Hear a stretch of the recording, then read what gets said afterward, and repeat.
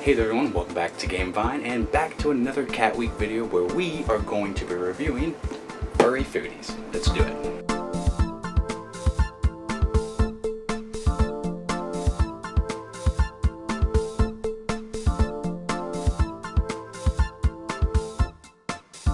So Furry Foodies is a very light game, maybe even consider it a kid's game. But there is a dog version of this, but since it's Cat Week, we are going to be taking a cat look at the cat edition of the Furry Foodies. Now, like I said, super light. All you're doing is collecting these tiles. These cats are eating these foods and sometimes breaking plates like a bull in a china shop, though that myth has been busted by the Mythbusters. But you don't want broken plates, you do want food, and all this is on a tile grid, which is cool. I do like tile grids. It's kind of like, hey, there's my fish, but sometimes they can get all messed, which might happen at least once or twice when you're playing. But the production quality of this game is phenomenal. So let me go ahead and show you that, tell you how to play, and give you my opinion after that. Let's go.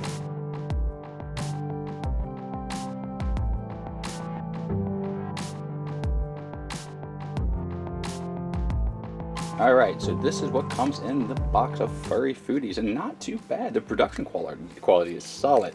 I will say the tiles sometimes do get a bit of a paper scuffing on the sides there, but beyond that, the art is really nice. The feel of the paper is a matte feel, really cool, and the cats are just adorable. The cool thing about this is the squares and the stands of the cats are relatively the same size, which is important, and you'll see why here soon.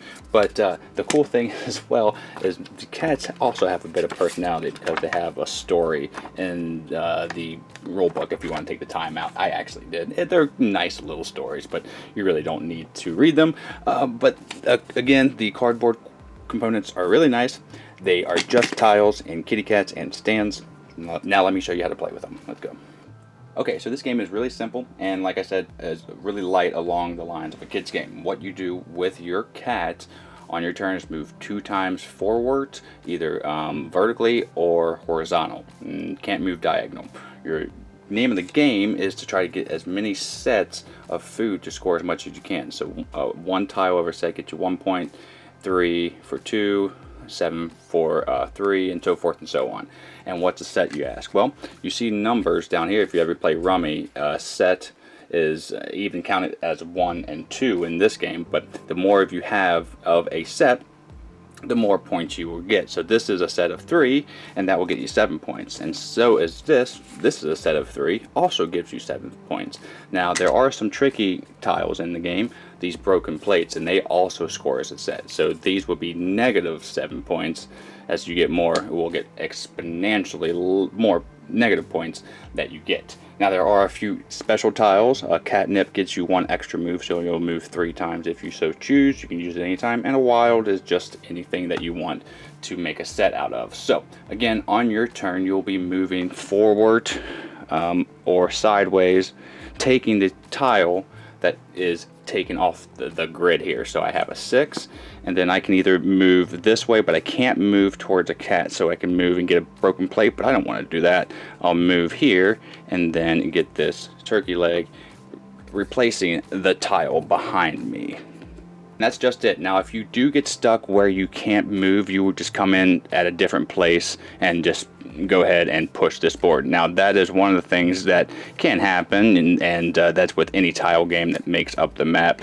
But you'll continue to do this process, pushing these tiles, gathering them, straightening up the board as it gets all crazy, until the stacks on this side are done.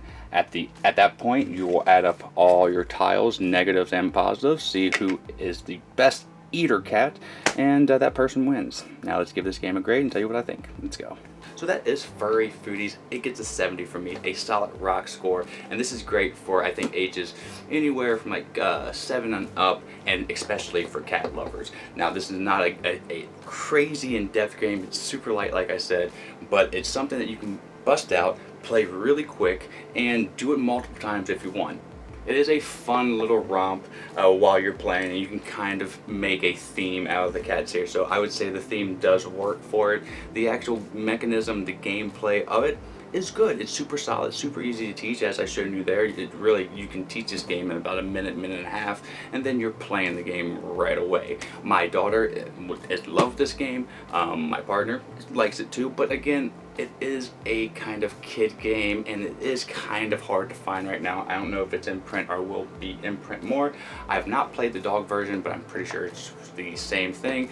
Though I am going to be recommending this game if you can find it around 20 bucks. It's a solid game, especially as a kid's game and a kid's game who is a cat lover. So thank you so much for joining me in today's Furry Foodies review. I hope you join me in the next cat week video, but until the next time that I see you, please click like and subscribe. And my name is Dave, and have a great rest of your day and a great time. Build your butt. I'm out. Bye guys.